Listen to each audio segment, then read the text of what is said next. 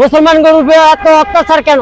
আজকে যদি ওসমান হাদি ভাই যদি জীবিত থাকতো তো অবশ্যই এখানে বিচারটা করতো। আজকে কোরআন নিয়ে যখন ভারতে যখন অপমানি করছে, এই ওসমান হাদি ভাই কিন্তু জিনিসটা তুলে ধরছে। আজকে যদি জীবিত থাকতো এই হাদি ভাই, ওসমান হাদি ভাই, তাহলে আজকে সেই বিচারটা কিন্তু এখানেই করতো, এই জুলাই মঞ্চের সামনে, এই শাহবাগের এখানে।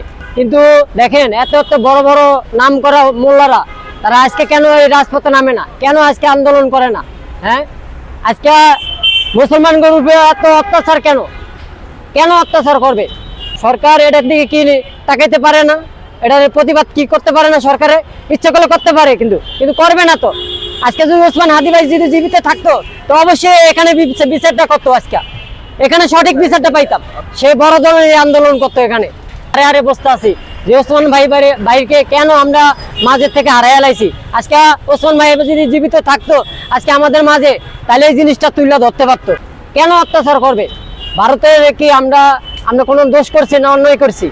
আমরা মুসলমান, হ্যাঁ, আমাদের ধর্ম আমরা করতেছি, হিন্দু ধর্ম হিন্দুরা করতেছে, তাদের আমরা কি ভাই ভাই, তাহলে তাদের রক্ত আর আমাদের রক্ত একই রক্ত, তাহলে কেন আমরা কি কারণে আমরা মারামারি করব? কেন, কি জন্য, এটা কি জন্য হইতে আছে?